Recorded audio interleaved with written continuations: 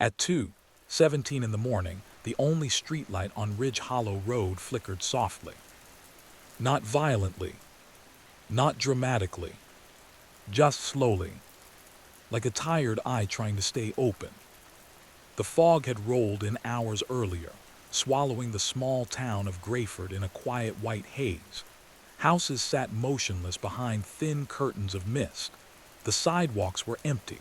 Even the stray dogs had disappeared into the night. And yet one light was still on. Inside a small house at the end of the street. The kitchen light. Neighbors would later say that the light had been on for hours. But what made them uneasy wasn't the light. It was the front door. Slightly open. Just a few inches. And standing on the porch, barely visible through the fog as someone thought they saw a pair of shoes. But when the police arrived 20 minutes later, the porch was empty. The shoes were gone. And Daniel Mercer, age 34, had completely disappeared. The quiet town.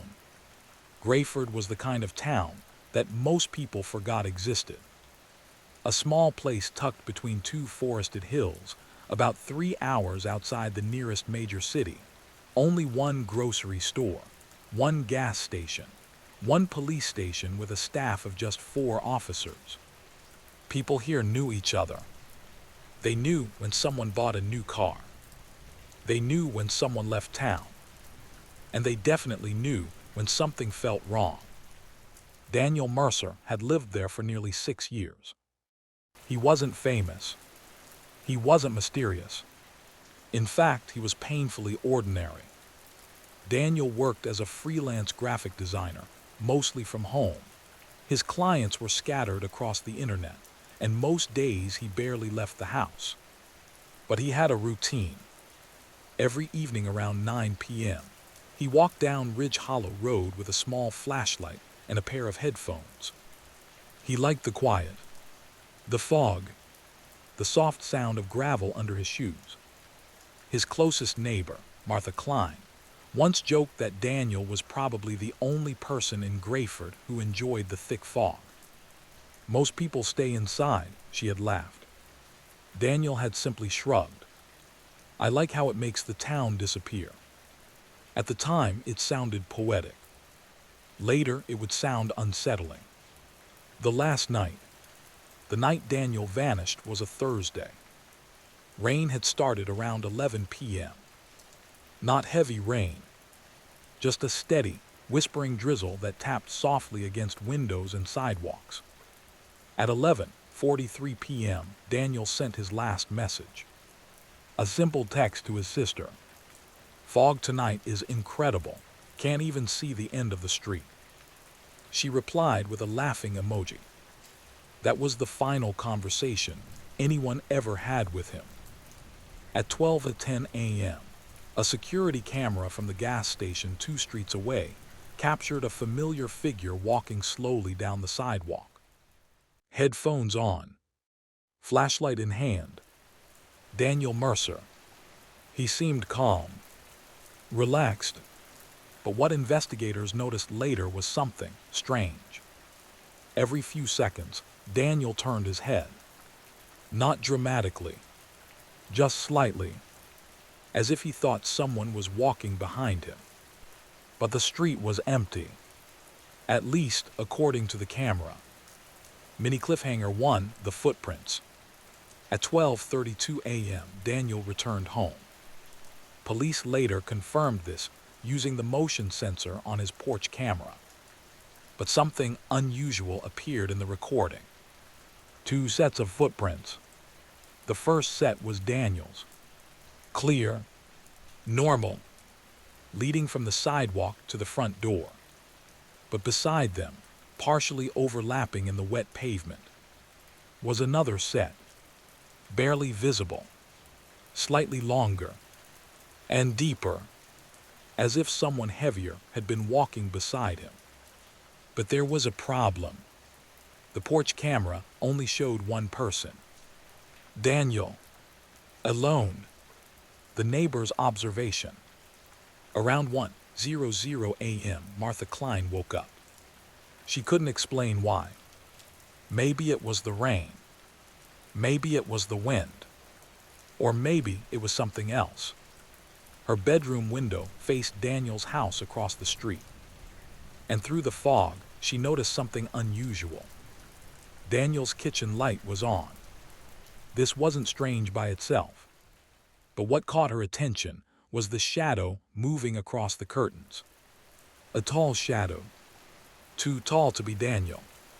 She watched it move slowly from one side of the room to the other. Then it stopped, and the kitchen light flickered once. Then again. Then it went perfectly still. Martha told police later that she almost went back to sleep. But something about that shadow made her uneasy.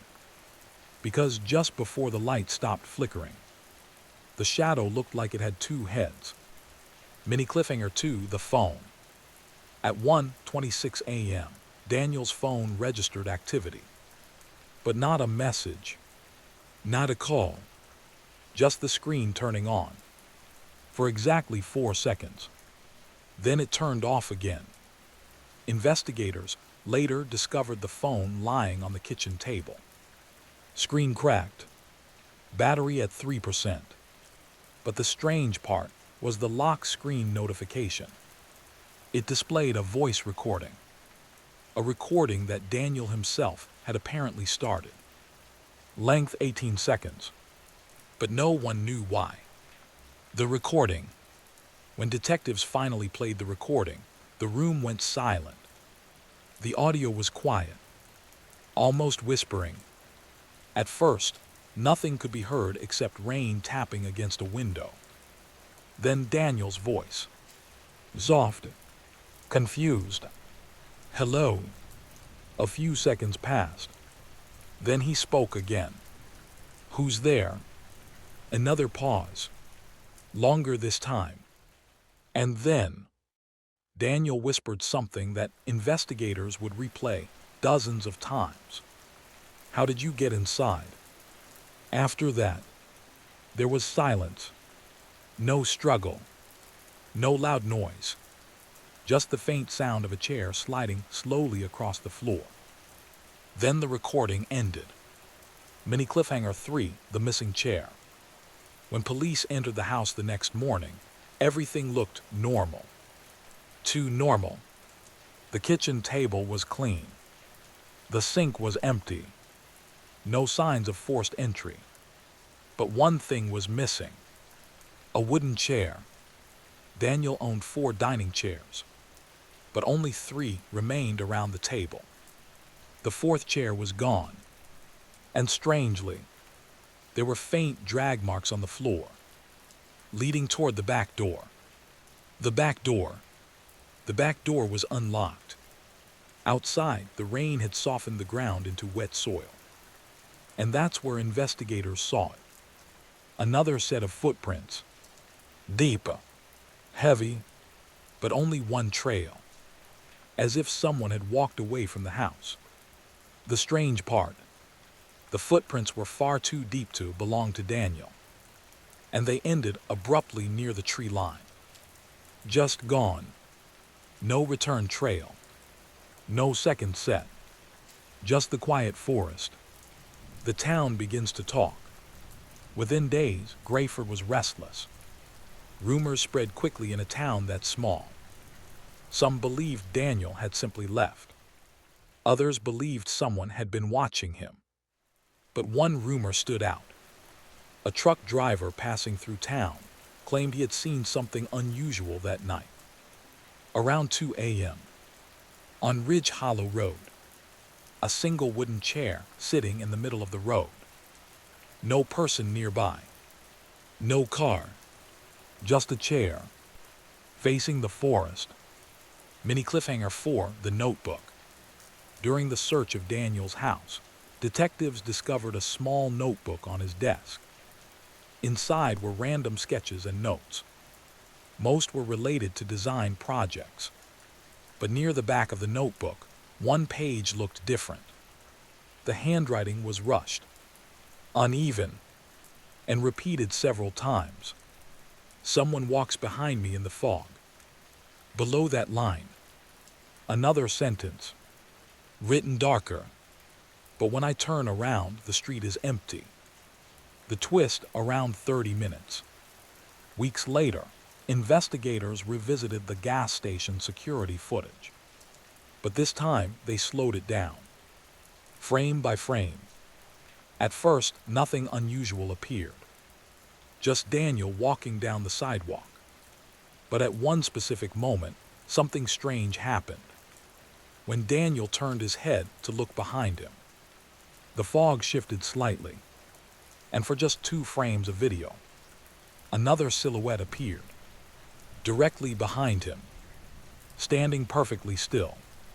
Too tall, too thin, almost blending into the mist. But the moment Daniel turned fully around, the figure was gone.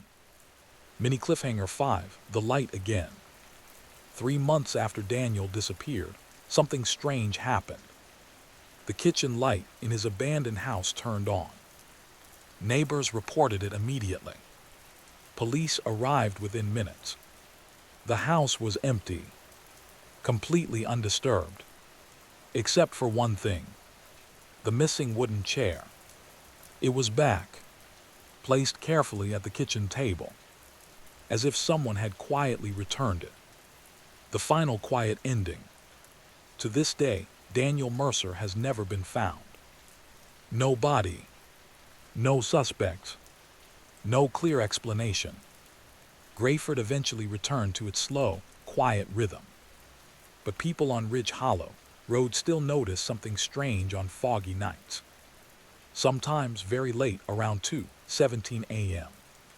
The streetlight flickers again, slowly, like a tired eye trying to stay open. And every once in a while, someone walking alone through the fog says they feel something behind them. Not footsteps, not breathing, just a quiet presence, keeping pace, perfectly silent. And if they turn around quickly enough, for just a moment, they think they see someone standing in the mist, tall, still, watching. Then the fog shifts, and the street is empty again. The night the chair returned. For 3 months, the house on Ridge Hollow Road had been silent. The police had locked it after the investigation slowed down. Yellow tape fluttered quietly in the wind, and the fog continued to drift slowly between the empty houses. Most nights, nothing happened. But on a calm night in early November, something changed. At 2:11 a.m., Martha Klein woke again, just like the night Daniel disappeared.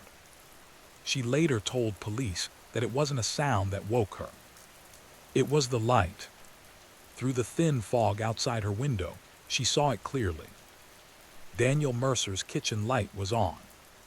For a moment, Martha assumed the police must have returned to the house. But something about the scene felt wrong. The light inside the kitchen wasn't steady. It flickered gently, like someone moving back and forth in front of it. And then she noticed something else. A shape sitting at the kitchen table, perfectly still. Mini cliffhanger, the sitting figure. At first, Martha thought it might be a police officer. But the longer she stared through the fog, the more uncertain she became. The figure wasn't moving, not even slightly. It sat in the chair facing the window, hands resting on the table, head tilted downward. But the strangest detail was the height. The head seemed too high above the table. Almost like the person sitting there was unusually tall, or sitting on something. Martha blinked once, and the kitchen light flickered again. When the light steadied, the chair was empty. Police returned to the house. Officers arrived at 2:23 a.m. The yellow tape had been torn slightly. Not cut, just loosened. The front door was still locked, but the back door, the same door investigators had found unlocked months earlier, was gently open. Inside, the house looked exactly the same. Dust on the shelves, the quiet hum of the refrigerator, and the kitchen light glowing softly above the table. But what immediately caught the officer's attention was the chair. The fourth wooden chair, the one that had disappeared the night Daniel vanished. It was back, placed neatly at the table, and on the surface of the table, directly in front of it, was something new. A small object. Daniel's flashlight. Mini cliffhanger, the flashlight. The flashlight had never been found during the original investigation. Daniel had been holding it in the gas station security footage. But when police searched the house months earlier, it was gone. Now it sat quietly on the table, dry, clean, and switched on. Its narrow beam pointed toward the hallway leading deeper into the house. But the batteries inside were almost completely dead. Just enough power to produce a faint, trembling glow, like the flashlight had been turned on only moments earlier. A new discovery. Officers searched the house again, carefully, room by room. Nothing unusual appeared at first. The bedroom remained untouched. The bathroom sink was dry. Daniel's computer still sat on his desk, exactly where investigators had left it. But when one officer stepped into the hallway closet, he noticed something strange. The floor inside the closet was slightly raised, just a few centimeters, as if something underneath the wood had shifted. When they lifted the floor panel, they found a narrow crawl space beneath the house. And inside the crawl space, there were footprints, fresh ones. Mini cliffhanger, the crawl space. The crawl space was small, barely tall enough for someone to move through on their hands and knees. But the muddy footprints continued through the darkness for nearly 5 meters.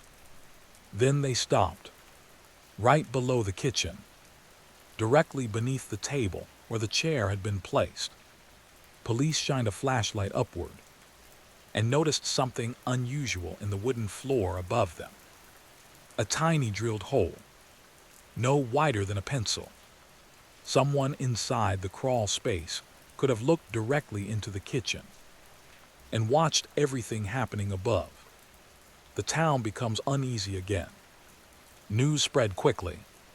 The case that had nearly faded away suddenly returned to every conversation in Greyford. People began locking their doors earlier. Even the small gas station started closing before midnight. But the most unsettling realization came from something investigators noticed in Daniel's notebook. One page had previously been overlooked. It contained a simple sketch, a drawing of his house. But beneath the house, Daniel had drawn something else, a narrow tunnel, and beside it a small note. I hear movement under the floor at night. Mini cliffhanger, the sound. Police decided to monitor the house overnight. 2 officers sat quietly inside the living room, while another waited outside. The fog rolled in again just after midnight. At 1:58 a.m., one of the officers heard something faint, a soft scraping sound from below the crawl space. It wasn't loud, just the quiet sound of something slowly moving through dirt. Then it stopped, and the kitchen chair shifted slightly, just a few centimeters, as if someone had gently nudged it from beneath the floor. The camera set up. The next evening, investigators placed cameras throughout the house. One pointed at the kitchen table, another inside the crawl space, and a third aimed toward the back door. Then they left the house empty. The cameras recorded for the entire night. Nothing happened for hours.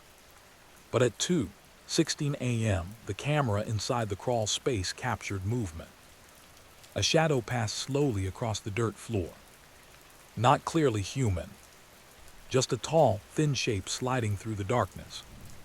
Then something appeared near the drilled hole.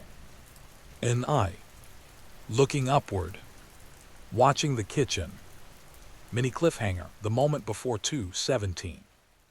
At 2:17 a.m., the exact time the streetlight usually flickered, the kitchen camera recorded something strange.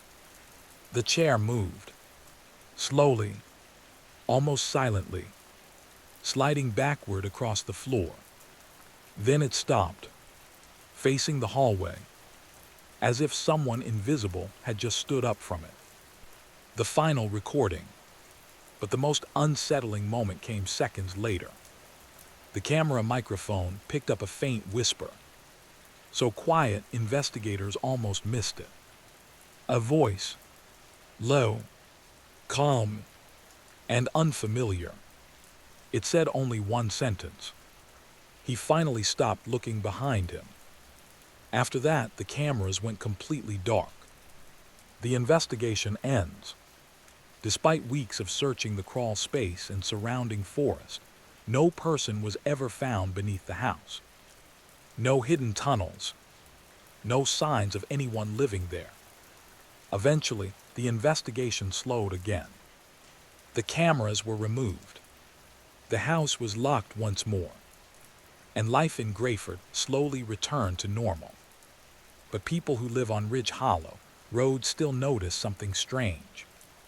On foggy nights, when the town becomes completely silent, some residents say they hear a faint scraping sound beneath their floors, moving slowly through the dirt, passing from house to house.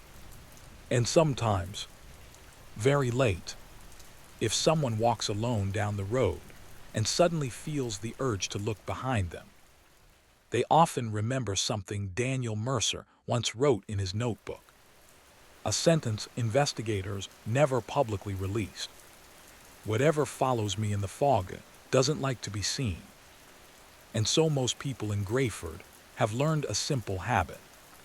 When the fog rolls in, they keep walking, and they never look back.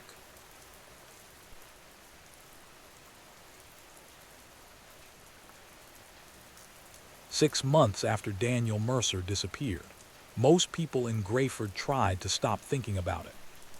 The police reports had grown thin.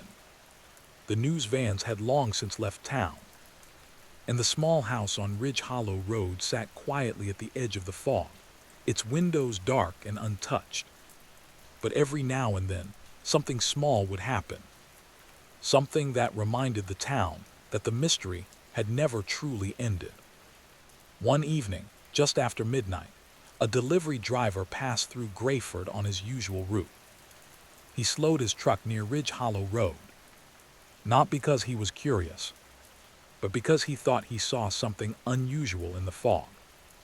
A person standing in the road, completely still. The driver rolled his window down slightly and waited. The figure didn't move, not even when the truck headlights shone directly toward it. But then the fog shifted, and the road was empty. The driver drove away quickly. What he didn't notice was something else. Behind the empty road, in the soft fog near the trees, there were two shapes instead of one. The town map. Detective Aaron Doyle had been quietly reviewing the case again. Not officially, just privately. There was something about Daniel Mercer's disappearance that refused to settle in his mind, especially the crawl space beneath the house. The footprints, the drilled hole, and the strange whisper recorded by the camera.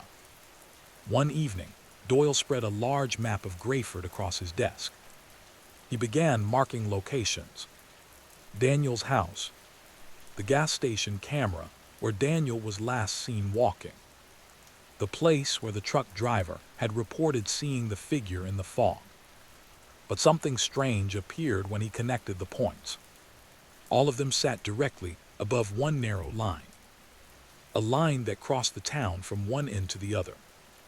A forgotten underground storm drainage tunnel built decades earlier. Mini cliffhanger, the old tunnel, The drainage tunnel had been constructed nearly 50 years ago, after a major flood in the region. But over time, parts of it had collapsed or been sealed. Most people in Greyford barely remembered it existed. The official blueprints showed only 3 accessible entrances. But when Doyle examined the map more carefully, he noticed something unsettling. Daniel Mercer's house sat directly above one of the old maintenance shafts, a shaft that had supposedly been sealed in 1984. The quiet investigation. Doyle visited the house again late one evening.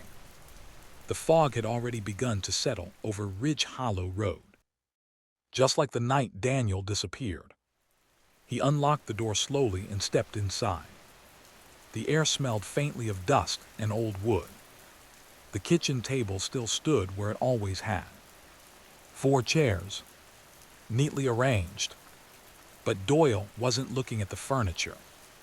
He was looking at the floor, directly beneath the chair that had mysteriously returned months earlier. He crouched down and tapped the wooden boards gently. One section sounded different. Hollow. Mini cliffhanger, the hidden hatch. After removing several boards, Doyle uncovered something unexpected. A metal plate. Small, rusty, but unmistakably man-made. It was a maintenance hatch, one that had been carefully hidden beneath the kitchen floor. When Doyle lifted it open, a narrow shaft descended into darkness. Cold air drifted upward, and somewhere far below, he heard something faint, a slow movement, like someone stepping carefully through shallow water. The descent. Doyle lowered himself into the shaft using a rope. The tunnel beneath the house was older than he expected. Concrete walls, moist air, and a shallow stream of water flowing slowly through the center. His flashlight beam moved across the tunnel walls. Scratches, old markings, and something else. Small piles of objects resting along the edges. When he examined them more closely, he realized they were personal items. A wristwatch, a broken pair of glasses, a flashlight, all carefully placed in rows, like a collection. And among them, he found something familiar. Daniel Mercer's headphones. Mini cliffhanger, the second path. The tunnel split into 2 directions. One path led deeper beneath the town. The other moved upward toward another maintenance shaft. Doyle followed the deeper path. After several minutes, the tunnel widened into a larger chamber. And that's when he saw the chair. A wooden dining chair, identical to the ones from Daniel's kitchen, placed alone in the center of the tunnel, facing the darkness, as if someone had been sitting there, watching. The quiet realization. Doyle slowly turned his flashlight toward the tunnel wall behind the chair. There, etched faintly into the concrete, were words scratched repeatedly into the surface. Some were old, some looked recent, but they all repeated the same phrase. Don't turn around. And beneath those words, another sentence, one that made Doyle's chest tighten slightly. He waits until you look away. Mini cliffhanger, the sound behind him. Just then, Doyle heard something behind him. A soft step, water moving gently. He turned his flashlight quickly, but the tunnel behind him was empty. The beam of light stretched down the narrow corridor, disappearing into fog-like mist. Then he heard it again. Another quiet step. But this time, it wasn't behind him. It was above him, somewhere near the ceiling of the tunnel. Moving slowly, following him. The final discovery. Doyle returned to the surface just before dawn. What he had discovered was enough to reopen the case officially. The tunnel network beneath Greyford stretched much farther than the old maps showed. Some passages reached directly beneath homes, others connected to abandoned drainage shafts in the forest. But the most disturbing discovery came days later, when investigators followed the tunnel all the way to the edge of town. Near the tree line, where Daniel's footprints had once disappeared, there they found another hatch, hidden beneath thick leaves. And beside the hatch, fresh footprints, only one trail, leading into the forest. The quiet ending. The tunnels beneath Greyford were eventually sealed. Concrete poured into every accessible shaft. Metal plates welded into place. Officials assured residents that the danger had been removed. But people who live in the town still notice something strange. On nights when the fog rolls in thick and silent, the streetlight on Ridge Hollow Road still flickers at 2:17 a.m. And sometimes, very late, when someone walks home alone through the mist, they feel a strange urge to turn around. But most people remember the warning carved into the tunnel wall. Don't turn around. Because somewhere beneath the quiet streets of Greyford, something once learned how to move silently in the fog. And according to the last line investigators ever found scratched into the concrete, it had been waiting a very long time for someone like Daniel Mercer. The ones who walk alone eventually notice us. And if you ever find yourself walking through a quiet street filled with fog, and you feel something keeping pace behind you, there is one small piece of advice people in Greyford would give. Just keep walking, slowly, calmly, and whatever you do, don't look back. At 1:48 a.m. in the quiet town of Harbor Glen, a single apartment window was still open. It had been open for nearly 6 hours. The rain outside had started just after midnight, drifting softly across the empty streets. The sidewalks shined with wet reflections from the dim orange streetlights. Most of the town was asleep. But one neighbor, Mrs. Elaine Porter, noticed something strange while letting her dog outside. Across the narrow street, on the 3rd floor of an old brick apartment building, she saw a curtain slowly moving through the open window. Not because of the wind, because someone inside had just walked past it. She watched carefully. The silhouette paused for a moment, then disappeared deeper into the room. Mrs. Porter assumed it was simply her neighbor, Oliver Grant, 32 years old. Quiet, friendly, a man who loved late-night photography walks. But the next morning, police would discover something unsettling. Oliver Grant had been missing since midnight, and no one had entered his apartment after that. The quiet life of Oliver Grant. Oliver Grant moved to Harbor Glen 4 years earlier. It was the kind of town people arrived in and they wanted a slower life. Small cafes, narrow streets, and the distant sound of foghorns from the harbor during cold nights. Oliver worked as a freelance photographer, specializing in quiet urban landscapes. Rainy sidewalks, empty streets, streetlights glowing through fog. His camera was almost always with him. Neighbors often saw him walking alone after midnight, capturing photos of Harbor Glen when the town was completely silent. He once told a cafe owner something that seemed poetic at the time. The town looks different after everyone falls asleep. It feels like you're the only person left in the world. But in the weeks before his disappearance, Oliver had started mentioning something unusual.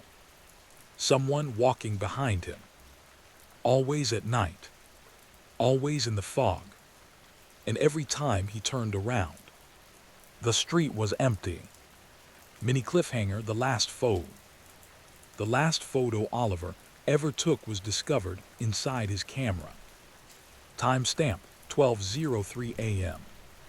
The image showed a narrow street near the harbor. Fog covering the pavement. A dim streetlight glowing above. At first, the photo looked completely ordinary, but when investigators zoomed in on the far end of the street, they noticed something, a faint silhouette, standing beside the lamppost. Tall, unmoving, and slightly blurred by the mist. What made the image unsettling was that Oliver had taken the photo while facing the opposite direction, meaning the figure in the background had been behind him. The night Oliver disappeared. On the night Oliver vanished, the rain began around 11:50 p.m. A calm drizzle, just enough to coat the sidewalks with a thin, reflective shine. At 12:10 a.m., a security camera outside a small bakery captured Oliver walking down Harbor Street. Camera hanging around his neck. Hood pulled over his head. He stopped briefly near a streetlight, looked behind him, then continued walking. But when investigators slowed the footage, they noticed something strange. A shadow crossed the street behind him, but the camera showed no person creating it. Mini cliffhanger, the footsteps. At 12:22 a.m., another camera near the harbor recorded audio. Not video, just sound.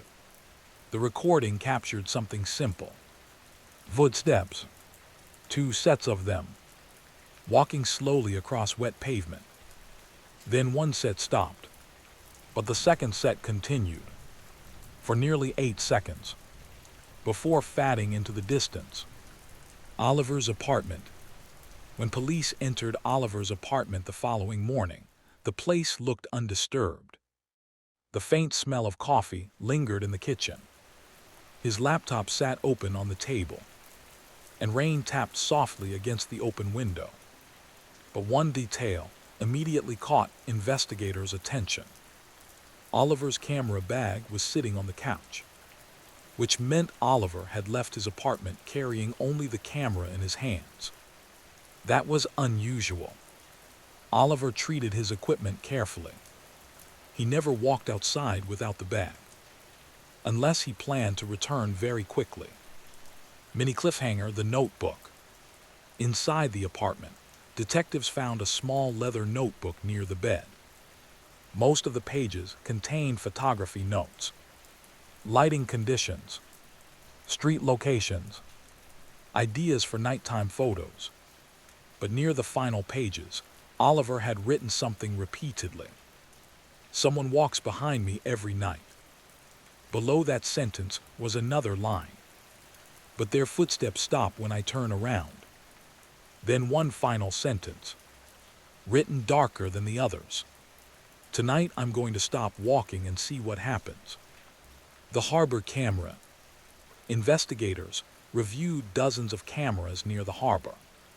Finally, one camera captured Oliver again at 12:37 a.m. He stood near the water. The fog had grown thicker by then, almost hiding the docks. Oliver slowly turned around, facing the empty street behind him.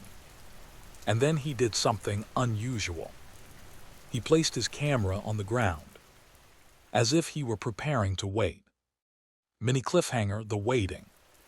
For nearly 2 minutes, Oliver remained completely still in the footage, watching the fog behind him.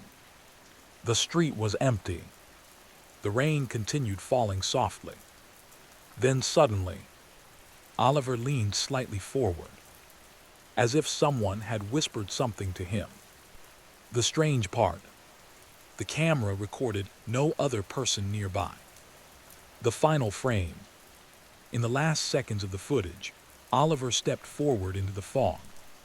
Just 3 steps. Then he stopped again, his head tilted slightly as if listening. And then the fog shifted. For a brief moment, another figure appeared beside him. Tall, standing extremely close, so close their shoulders almost touched. Then the streetlight flickered, and the figure disappeared. Oliver was gone as well. Mini cliffhanger, the camera left behind. Police found Oliver's camera the next morning. still sitting on the wet pavement near the harbor. The memory card contained dozens of photos from that night. Most were ordinary street scenes, but the final image was different. It was blurry, taken quickly, almost accidentally. The photo showed Oliver's own shadow stretching across the wet street. But beside it, there was another shadow, longer, taller, standing directly behind him. The twist around 30 minutes. 3 weeks later, investigators made a discovery inside Oliver's laptop. A folder labeled Midnight Project. Inside were dozens of edited photographs taken during the previous month. Each image captured the same strange detail. A faint silhouette somewhere in the background, sometimes at the end of a street, sometimes reflected in a window, sometimes barely visible inside the fog. At first, detectives assumed it was coincidence, until they realized something unsettling. The figure appeared in photos taken from completely different parts of town, always behind Oliver, always watching, as if it had been following him for weeks. Mini cliffhanger, the audio file. Inside the same folder, investigators found a short voice recording. Oliver had apparently recorded it during one of his night walks. The audio contained quiet rain, distant harbor bells, then Oliver whispering softly, "I hear them again." A pause. Then he whispered another sentence. "But this time, they stopped when I stopped." After that, the recording captured something faint. Another voice, almost impossible to hear. A low whisper behind him. "Now you noticed." The quiet months after, the case slowly faded from national attention. Oliver Grant was officially listed as a missing person. The harbor cameras never captured another clear clue. But residents of Harbor Glen occasionally reported something strange. On rainy nights, when the streets were empty, some people walking alone claimed they could hear another pair of footsteps behind them, perfectly matching their pace. And if they stopped walking, the footsteps stopped too. The final quiet ending. Oliver Grant was never found. No body, no suspects, no explanation. But Harbor Glen still keeps one strange habit. Late at night, when the rain falls softly and fog drifts across the harbor streets, most people avoid walking alone. And if they do walk alone, they try not to stop suddenly, because of something Oliver once wrote in the final page of his notebook. A sentence investigators never released publicly. If you stop walking, it means they've finally caught up. And according to the last photo Oliver ever took, they already had.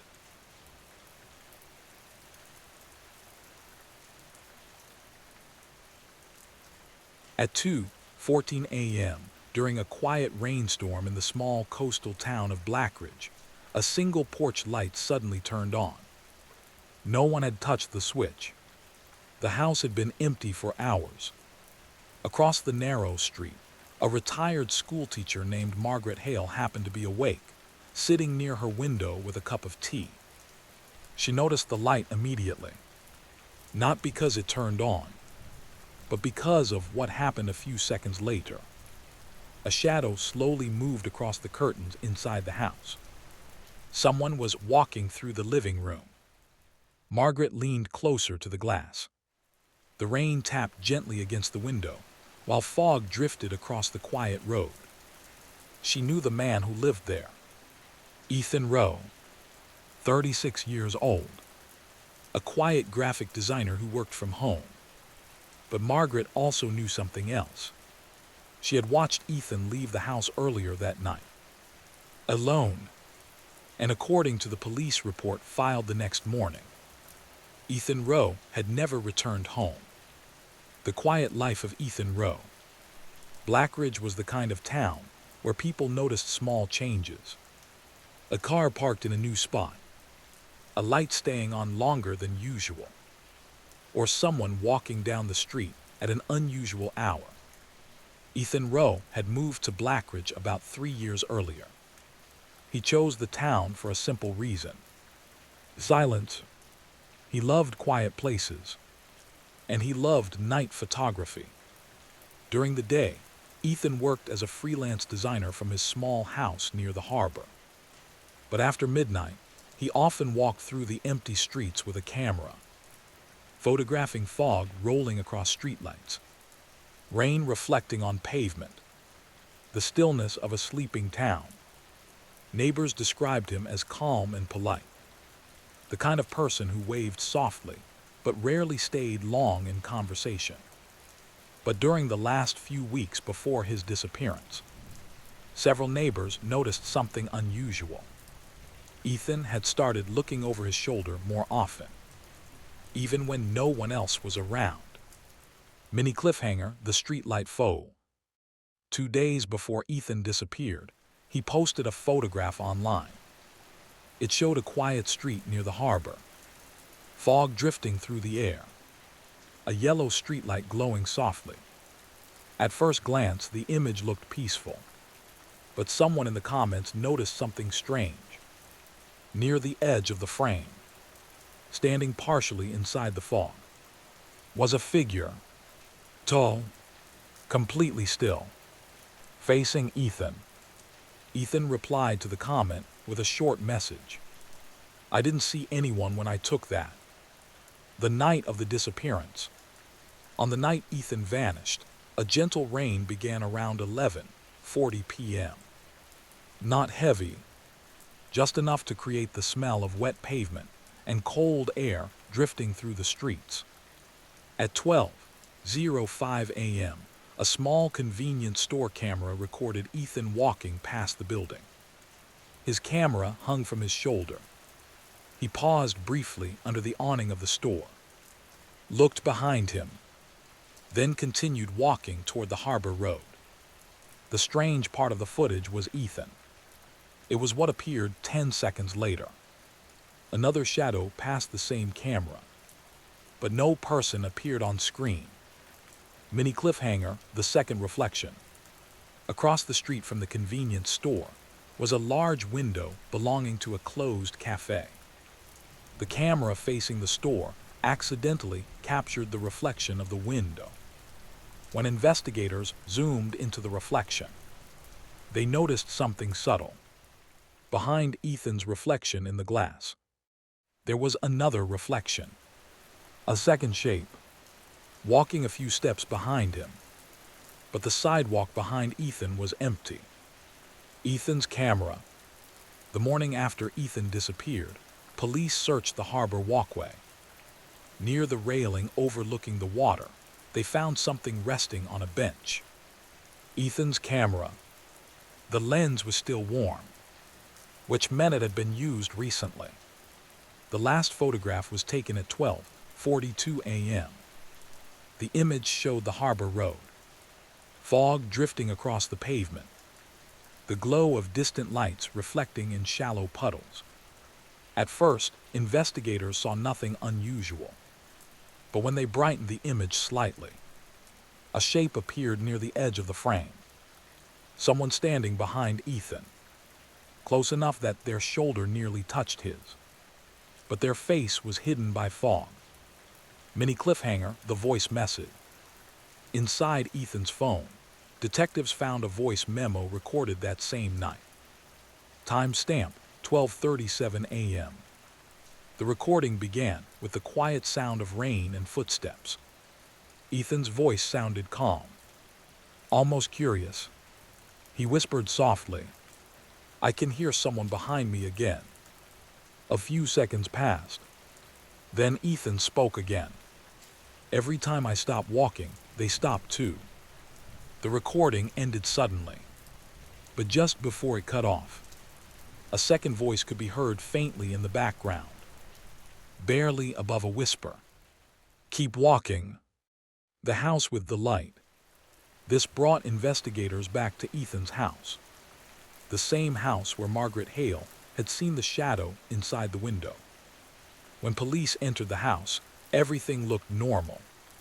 The faint smell of coffee lingered in the kitchen. A laptop glowed quietly on the desk. Rain tapped softly against the open window. But one detail immediately stood out. Ethan's front door was locked from the inside, meaning whoever had moved through the house earlier that night had either been inside already or never used the door at all. Mini cliffhanger, the wet footprints. Near the hallway leading to Ethan's bedroom, investigators noticed something unusual. Faint, wet footprints on the wooden floor. But there was something strange about them. They only went one direction. From the living room toward the back hallway. There were no return footprints, as if the person walking there had simply disappeared halfway through the house.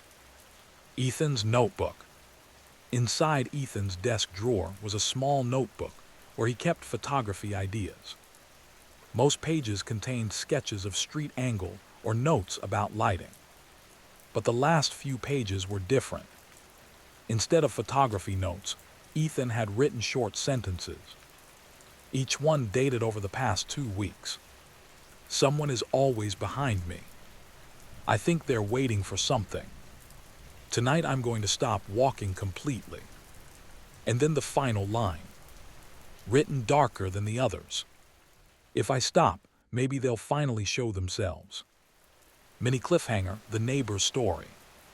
2 houses down, an elderly fisherman named Walter Briggs told police something strange. Around 1:10 a.m., he had stepped outside to secure a loose tarp on his boat trailer. Through the fog, he saw someone standing in the middle of the road, completely still. He assumed it was Ethan. But after a few seconds, another figure stepped out of the fog behind him.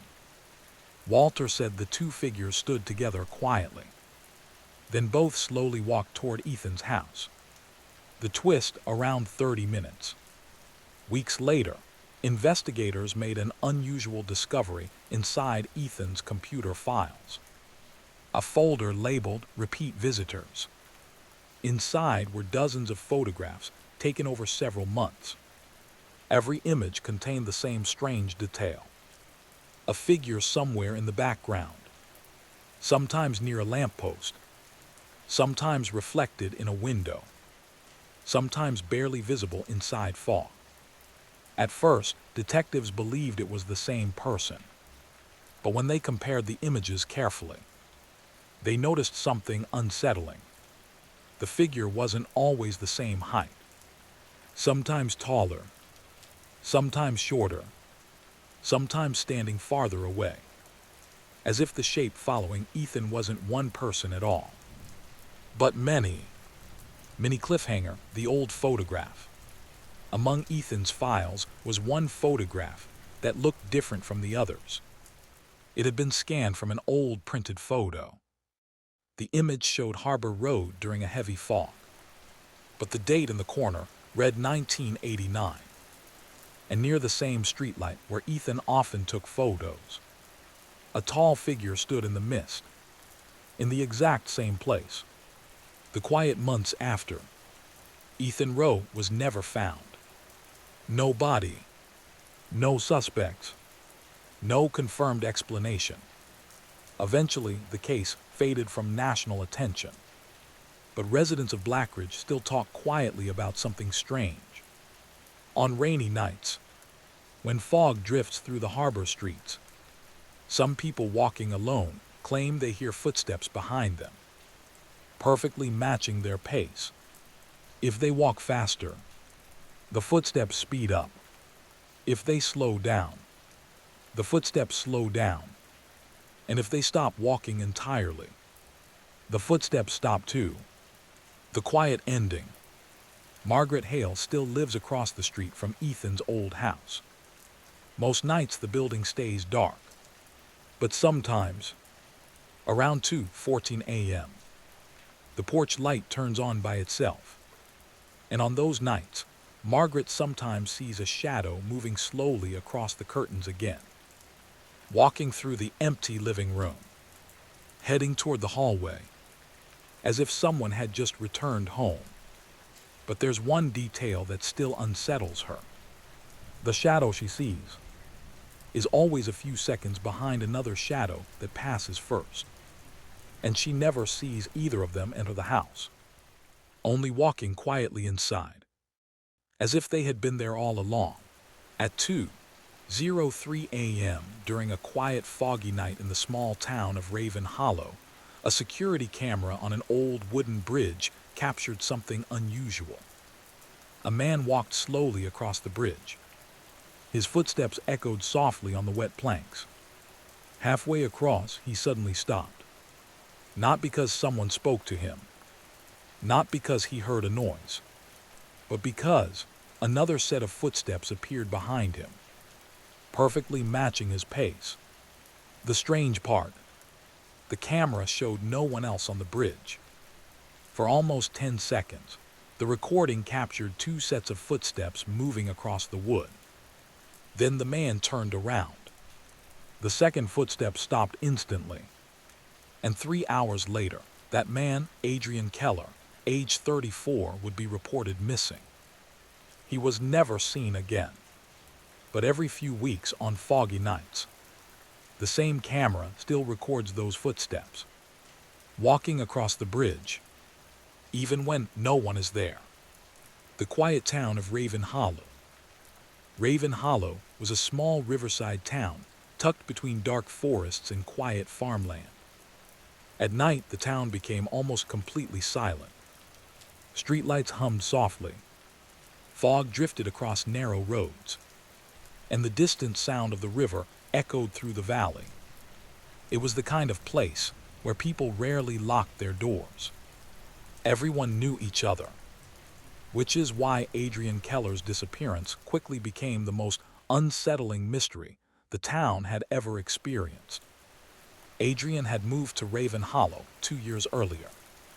He worked remotely as a software developer, but his real passion was late-night walking and recording nature sounds. He loved capturing quiet moments most people never noticed. Wind through trees, rain tapping against bridges, footsteps on empty streets. Sometimes he uploaded these recordings online, where listeners described them as peaceful and calming. But about a week before he disappeared, Adrian posted something unusual. A short audio clip titled, "Someone Walking Behind Me." Mini cliffhanger, the recording. The recording was only 40 seconds long. At first, it sounded normal. Soft wind, a distant river, Adrian's footsteps walking across wood. Then something else appeared in the audio. Another set of footsteps, following him. The strange part wasn't the sound itself. It was the rhythm. Adrian's footsteps slowed. The second footstep slowed. Adrian stopped walking. The second footstep stopped too. Then Adrian whispered something into the recorder. "Is someone there?" There was no reply. But the second footsteps suddenly started again, and the recording ended. Adrian's nightly routine. Adrian often walked across Hollow Bridge late at night. The bridge was old, built decades earlier from dark wooden planks. During rainy nights, the boards creaked softly beneath footsteps. Adrian liked the sound. He once told a neighbor that the bridge had the calmest echo in town. But about 3 nights before his disappearance, someone noticed something strange. A fisherman named Paul Jensen was packing equipment near the riverbank. Through the fog, he saw Adrian walking across the bridge. But Paul also noticed something else. Adrian turned around suddenly, as if someone had spoken to him. Paul looked carefully through the mist, but he could only see Adrian, standing alone. Mini cliffhanger, the footprints. The morning after Adrian disappeared, police searched Hollow Bridge. Rain from the previous night had left a thin layer of moisture on the wooden planks. Near the center of the bridge, investigators noticed something unusual. Footprints, 2 sets. One belonged to Adrian, but the other set stopped halfway across the bridge, as if the person had simply vanished. The camera footage. The bridge had one small security camera mounted near the entrance. Investigators reviewed the footage carefully. At 2:03 a.m., Adrian appeared on the bridge. He walked slowly, hands in his jacket pockets. Fog drifted around the wooden rails. Halfway across the bridge, Adrian paused. He turned his head slightly, as if listening. Then the microphone captured something strange. Another pair of footsteps. Soft, slow, walking behind him. But the camera showed only Adrian. Mini cliffhanger, the moment he turned around. After several seconds, Adrian turned around. The second footstep stopped instantly. Adrian stared into the fog behind him. For nearly 20 seconds, he stood completely still. Then something unexpected happened. Adrian nodded slightly, as if someone had said something to him, and he stepped aside, making space on the bridge for someone who wasn't visible. Adrian's apartment. When police entered Adrian's apartment the next day, everything looked calm and ordinary. A kettle sat on the kitchen counter. A notebook rested beside his laptop. Rain tapped gently against the windows. But one detail quickly caught investigators' attention. Adrian's audio recorder was missing. He always carried it during his night walks. Except this time, the recorder was found later, on the center of Hollow Bridge. Still recording. Mini cliffhanger, the final audio. The recorder captured the final minutes of Adrian's walk. The audio began with footsteps, rain falling lightly, wind across the river. Then Adrian spoke softly. "You've been following me for days." Several seconds passed. Adrian continued speaking. "If you want to talk, you can come closer." There was silence. Then something faint. Another set of footsteps moving beside him. And Adrian whispered one last sentence. "Oh, it's you." The recording ended. The strange pattern. When investigators examined Adrian's past recordings, they noticed something unsettling. For the past 2 weeks, many of his audio clips contained faint extra footsteps. Always behind him. Always matching his pace. But Adrian never mentioned them in earlier recordings, until the final days before he vanished. It was as if he had only recently started noticing them. Mini cliffhanger, the old case. While researching the bridge's history, investigators discovered something unusual. 30 years earlier, another resident of Raven Hollow had disappeared. His name was Lucas Mayers, age 41. And the last place he was seen was also Hollow Bridge. Witnesses said Lucas had been walking alone at night, but someone nearby heard him speaking quietly, as if he were having a conversation with someone beside him, even though no one else was visible. The twist, around 30 minutes. Weeks after Adrian disappeared, a sound engineer volunteered to analyze Adrian's final recording. Using advanced audio filters, he isolated the faint footsteps. Then he slowed the recording. What he discovered surprised everyone. The second footsteps were not perfectly synchronized with Adrian's. They were slightly delayed, almost like an echo, but not quite. When he adjusted the audio further, another faint sound appeared beneath the footsteps.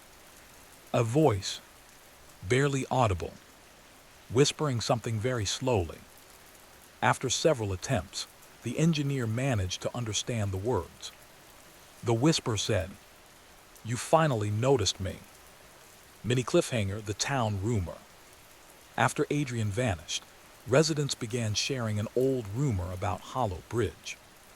Long ago, locals believed the bridge carried echoes of footsteps from people who had once crossed it. On quiet nights, those echoes sometimes returned, walking behind travelers, matching their pace, waiting for them to stop. The quiet ending. Adrian Keller was never found. No body, no clear suspect, only the quiet bridge standing over the dark river. Today, the camera still records footage every night. Most nights, nothing unusual happens. But occasionally, during foggy weather around 2 a.m., the microphone picks up something strange. Footsteps crossing the wooden planks.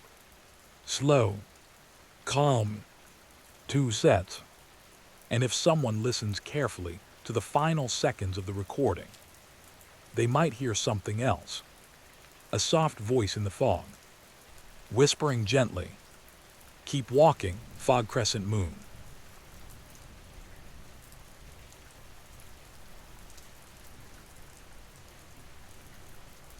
At exactly 12:47 a.m., the last porch light on Maple Street turned off. It had been glowing softly through the fog all night, a quiet yellow light cutting through the cold mist of Hollow Creek, a town so small that even the sound of a passing car could wake half the neighborhood. But that night there were no cars, no footsteps, no voices, only fog, and the porch light that suddenly went dark. Inside that house lived Daniel Harper, a 34-year-old woodworking hobbyist who preferred quiet evenings, slow jazz records, and long walks after midnight. The strange part is not that the light turned off.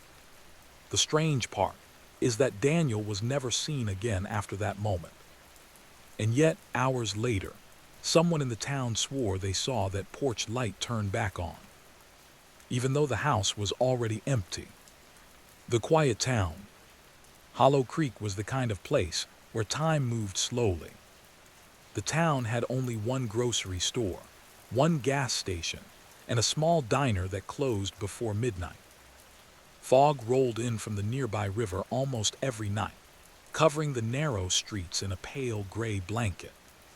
At midnight, the town usually fell into complete silence, except for one routine. Every night, Daniel Harper took a walk. Neighbors often saw him around 12:30 a.m., wearing his thick jacket, hands in his pockets, slowly walking down Maple Street. Not hurried, not nervous, just quiet, like someone thinking. And on the night he disappeared, someone saw him walking again. But something about that walk was different. The last sighting. At 12:41 a.m., Daniel's neighbor, Elena Briggs, looked out of her kitchen window. She had trouble sleeping and often made tea late at night. Through the foggy glass, she saw Daniel walking past her house. Slow steps, head slightly lowered. But Elena noticed something strange. Daniel wasn't alone. Behind him, about 10 steps away, someone else was walking. A tall shadow, too far away to see clearly through the fog. Elena assumed it was just another late walker. But the shadow stopped when Daniel reached his porch. Daniel stepped inside his house. The door closed, and the shadow stayed outside, standing perfectly still in the fog. Elena would later say something that puzzled the police. The figure didn't look like someone waiting. It looked like someone watching. The porch light. Daniel's porch light always stayed on after midnight. Everyone in the neighborhood knew this. It was almost like a small lighthouse on the quiet street. But at 12:47 a.m., that light suddenly switched off. No one saw Daniel leave. No one heard a door open. The street remained silent, and the shadow that Elena saw was gone. The morning after. By morning, Hollow Creek looked ordinary again. The fog had lifted. Birds chirped along the telephone wires. But something small felt wrong. Daniel's truck was still parked outside, his mailbox untouched, and the porch light was on again. When Alina noticed this, she frowned. She clearly remembered seeing it turn off in the night. Yet there it was, glowing again, as if someone had turned it back on. But no one had seen Daniel since midnight. Inside the house, when police finally entered Daniel's home later that afternoon, everything looked normal. Too normal. A coffee mug sat on the kitchen counter, still half full. A record player was spinning slowly in the living room, the needle resting at the end of a jazz record. And Daniel's phone was lying on the table. But something else caught the detective's attention. The back door was slightly open, just a few inches, enough for cold air to slip inside. But the strange detail wasn't the door. It was the ground outside. Because in the soft mud behind the house, investigators found two sets of footprints. One set leading away from the house, and one set stopping right at the back door. The second set never left. The neighbor's memory. A few days later, Alina remembered another detail. Something she hadn't thought was important. When she saw the shadow standing outside Daniel's house, it looked tall. But the person wasn't moving. Not even slightly. Which meant one of two things. Either the person was extremely patient, or they had been standing there long before Daniel came home. Waiting in the fog. The 30-minute twist. 3 weeks later, detectives discovered something strange in Daniel's workshop. Hidden behind a wooden cabinet, they found a small locked box. Inside the box were dozens of photographs, all taken at night, all taken from Daniel's window. And every photograph showed the same thing. A tall figure standing near the end of Maple Street, always in the fog, always watching. Some of the photos were taken weeks apart, which meant something unsettling. Daniel hadn't been randomly followed that night. He had been watching that figure for months. The final discovery.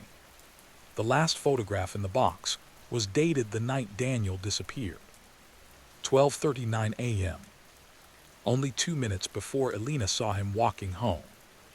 In the photo, the tall figure stood closer than ever before, right across the street, facing Daniel's house. And for the first time, the figure was holding something. A small lantern. The quiet ending. Daniel Harper was never found. No body. No suspect. No explanation. The footprints behind his house disappeared near the riverbank, as if whoever left them simply vanished into the fog. But residents of Hollow Creek still talk about one strange detail.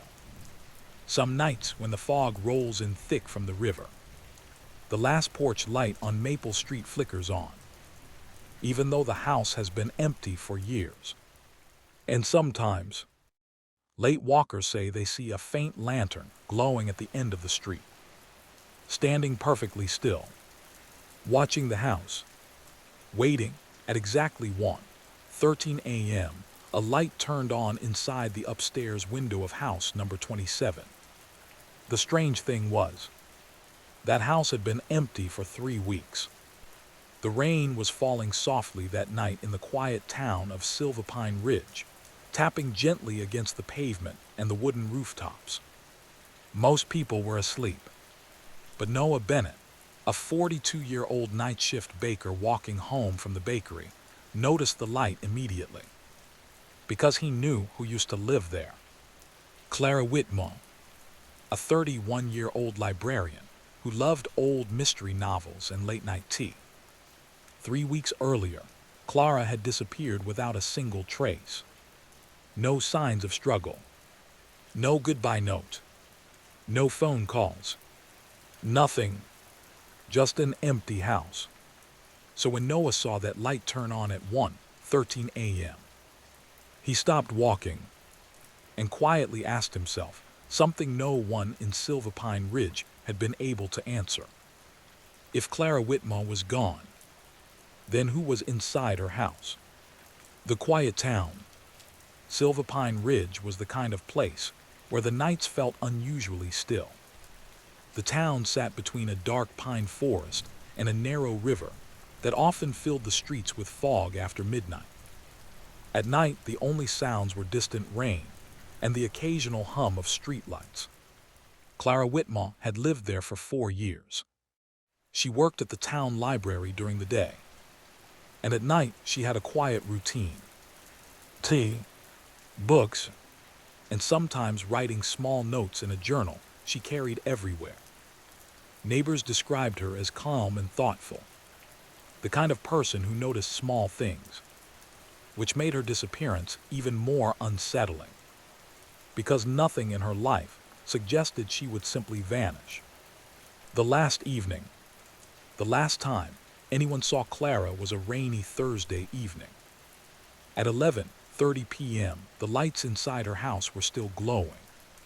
Her neighbor, Mr. Harold Klein, remembered seeing her standing by the upstairs window, looking outside, not reading, not using her phone, just standing there, quietly staring into the fog.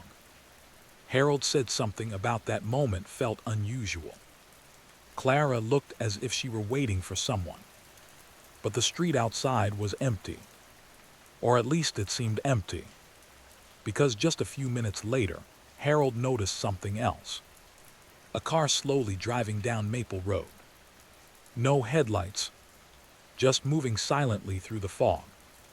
And then it stopped, right in front of Clara's house. The silent car. Harold watched the car for almost 30 seconds. No one stepped out. No door opened. The engine didn't even make a sound. It simply sat there. Then slowly, it drove away again. The next morning, Clara Whitmore was gone. Her phone was still inside the house. Her teacup sat on the kitchen counter, and her favorite book was open on the couch, as if she had planned to come back in a few minutes. But she never did. The small clue. When police searched the house, they found something small but unusual. Clara's journal. Inside were short notes she wrote every night before bed. Most entries were normal. Thoughts about books, weather, quiet reflections about the town. But the last 3 entries were different. Each one mentioned the same strange detail. A man standing across the street, watching the house. The first entry read, "I saw someone near the streetlight tonight. He didn't move for almost 10 minutes." The second entry, written 2 days later, said, "The same person was there again, tall, standing under the fog." And the final entry, written the night she disappeared, simply said, "He came closer tonight." The window light, which brings the story back to that night, 3 weeks later, when Noah Bennett saw the light turn on in Clara's empty house. Rain continued falling softly as he stood on the sidewalk. The upstairs window glowed faintly through the fog. No movement, no shadows, just the quiet light. Noah hesitated before slowly stepping closer to the house. The closer he walked, the stranger something felt, because the front door was slightly open, just a few inches, moving gently with the wind. Inside the house, Noah pushed the door carefully.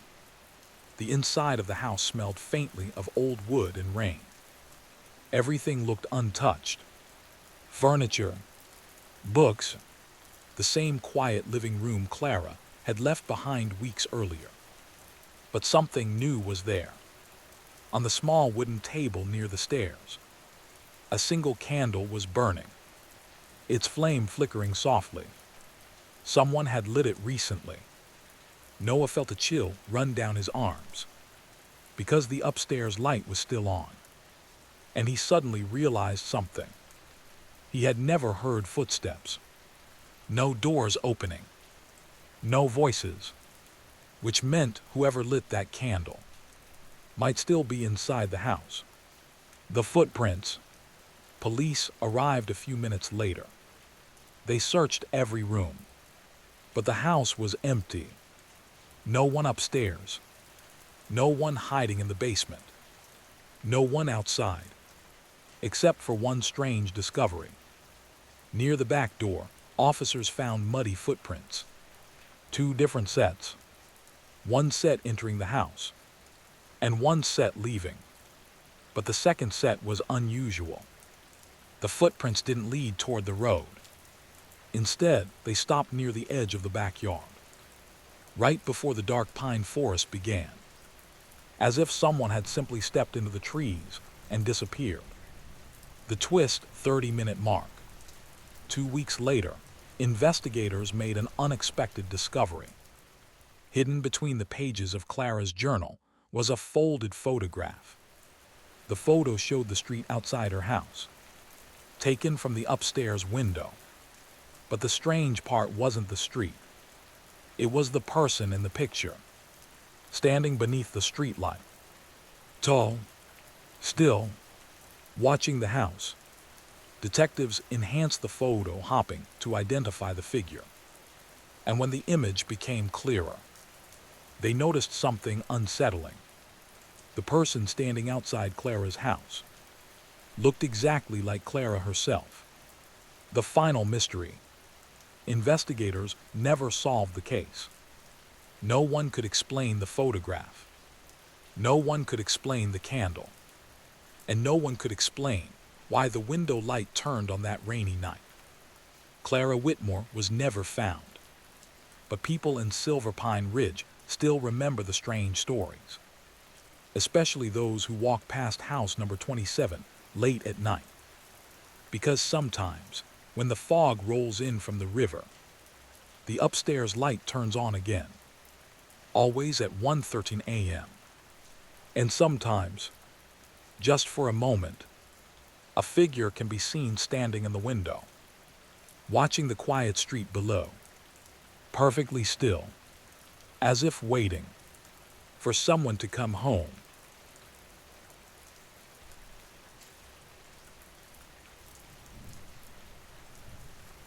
At 12:46 a.m., the street camera on Maple Street recorded something unusual. A man walked slowly past the empty houses. The fog was thick that night, drifting across the quiet road like pale smoke. Most people were asleep, but the camera captured the man clearly enough to notice something strange. He stopped in front of house number 14, and then he simply stood there. Not knocking, not using his phone, not moving, just standing quietly, staring at the dark front door. He remained there for 23 minutes. Then, without warning, he stepped backward into the fog and disappeared. The strange part wasn't the man. The strange part was the house, because house number 14 belonged to Daniel Mercer, and Daniel Mercer had disappeared 3 nights earlier. No one had seen him since, which leaves one quiet question lingering in the fog of Maple Street. If Daniel Mercer was gone, why did someone keep returning to his house after midnight? A quiet town. The town of Greyhaven was small enough that most people recognized each other. It was surrounded by forest on 3 sides and a quiet lake on the 4th. After midnight, the town felt almost completely still. Streetlights hummed softly. Wind moved through the trees, and sometimes fog drifted in from the lake, covering the roads in a thin silver mist. Daniel Mercer had lived there for almost 10 years. He was 37 years old, worked as a graphic designer from home, and spent most evenings photographing old buildings around town. People described him as calm and observant, someone who enjoyed quiet hobbies, long walks, night photography, and sitting on his porch with a notebook, sketching streetlights and rooftops. Daniel wasn't the kind of person who disappeared. which made what happened next even more unsettling. The last normal night, the last confirmed sighting of Daniel Mercer, happened on a Sunday evening. Around 11:15 p.m., his neighbor Linda Brooks saw him standing on his porch. Daniel held a camera in one hand. He appeared to be photographing something down the street. Linda later told investigators something about the moment felt slightly unusual. Daniel wasn't photographing the houses. He was pointing the camera toward the end of the street, toward the fog. And as Linda watched from her window, she noticed something else.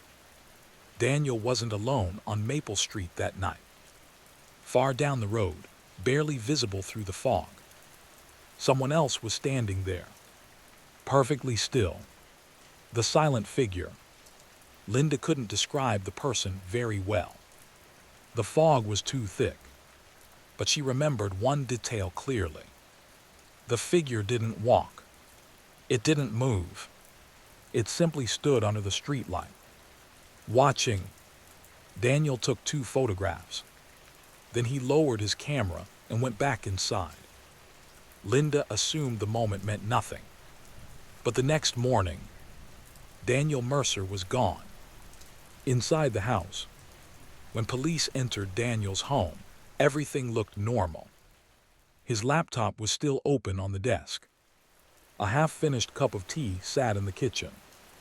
His camera rested on the living room table. Nothing had been disturbed. No broken windows. No forced entry. The house looked exactly as if Daniel had stepped out for a short walk. Except he never returned. But investigators noticed something else. Daniel's camera still contained the photos he took that night. The photographs. There were dozens of photos. Street lights, rain on the pavement, fog drifting across the road. Typical images Daniel liked to capture. But the final 2 photos were different. In the first one, Maple Street appeared empty. Just quiet houses in soft fog. In the second photo, something changed. A figure had appeared beneath the streetlight at the end of the road. Tall, standing still, facing Daniel's house. The camera captured no clear facial features. But investigators noticed something unsettling. The figure looked closer in the second photo, as if it had moved forward. Just a little. The camera footage. 3 nights after Daniel disappeared, the street camera recorded the same man standing outside his house. The same quiet posture. The same stillness.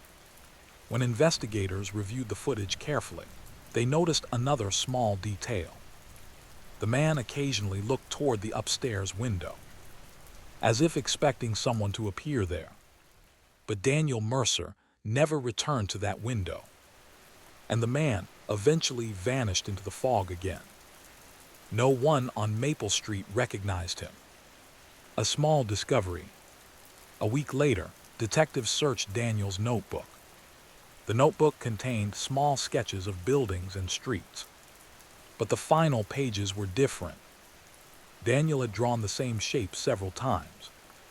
A tall figure standing beneath a streetlight. Each drawing looked slightly closer to his house.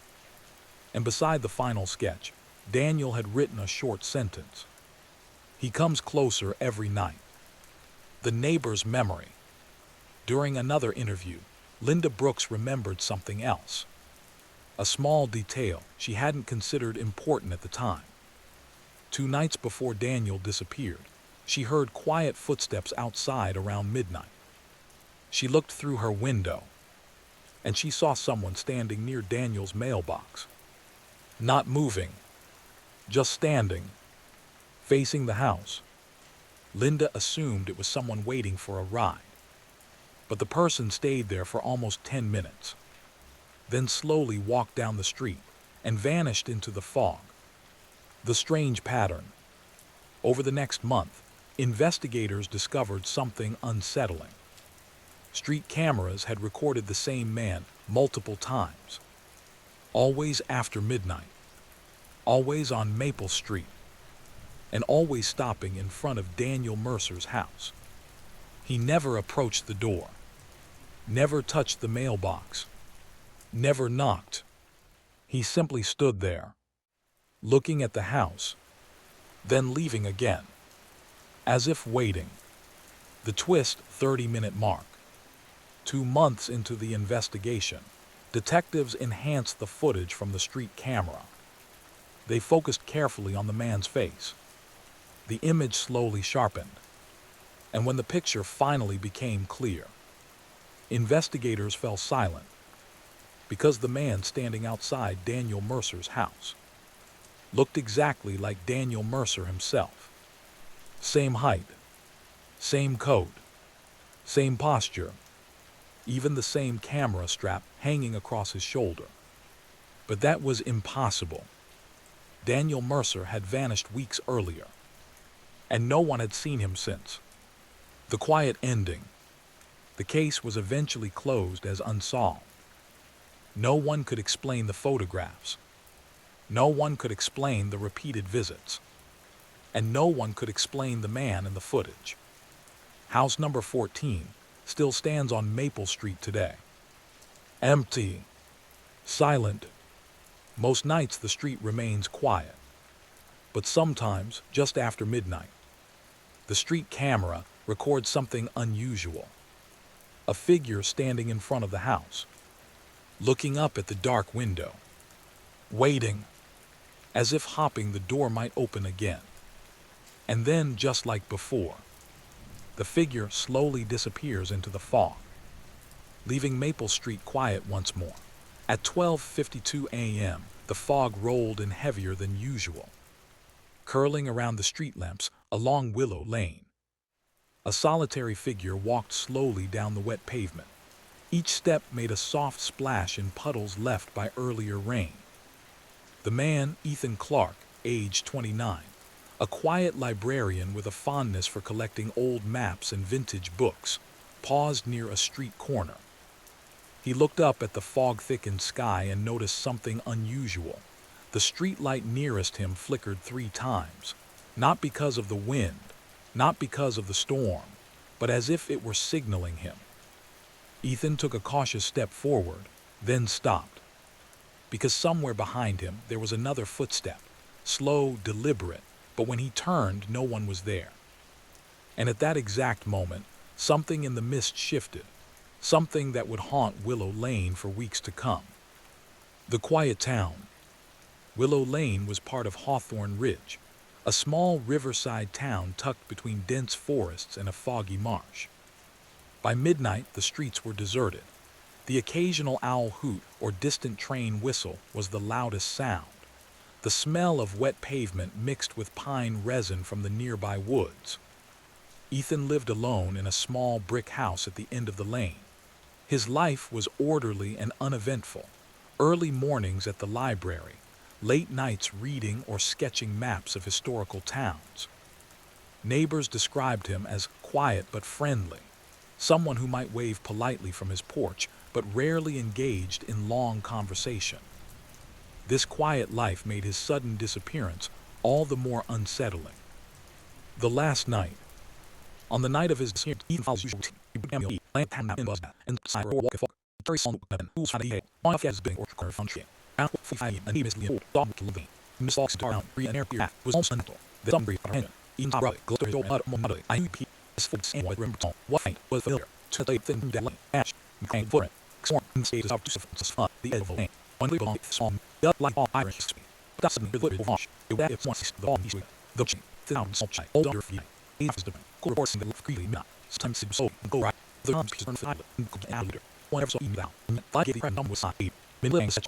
We lay peace after the book. Side from get the lane and take time to work. And dead pig like split in fear one day old and fall. Even at all, he appeared on these crack. Dress patterns. Said all these guys. I'm not recording any sound all handed board. After his the recording were offices. The gimbal saw ring did change occasion with the trees. But follow cool painful that he followed him. And allowed just slow hanging pace. He closer out. And the cold in the up. Need finger oldness. When as time ends, walking on Adeline, playing saw figure for the fall. All thin, where boats too large, erasing all that looking. Arch rush, but that was feared for dismissed. The house owned that cushionly, but with no accent. And fought very feeling to watch, needed a chest for the bar. The enemies and his Ethan afterward up the up. sense of specifically, all connected knowledge. Beneath that feet they hurt, I do slow down hands through, and must be attached. You think me, Victor or son, weeks is son, I'll add the team present all with there, in time with all stuff, min finger the your magic mugs, Everton water I, put a face station in the earth, so some put every over it. I'm never fit with you, the all air, a soul, go there, nothing there. It's last, it does muscle into the real. Investigator it, read it, applications book, system to both of them on all for different. What thing, even bar was rat, no saying, will learn his ass, off of my ask few, here's the rain, as a tale, see, won't look at lane, little branching to this. So how much lifters type this. I'm not so good, knuckle, open will I hate, being smart. Sometimes they fall, old drift to beat.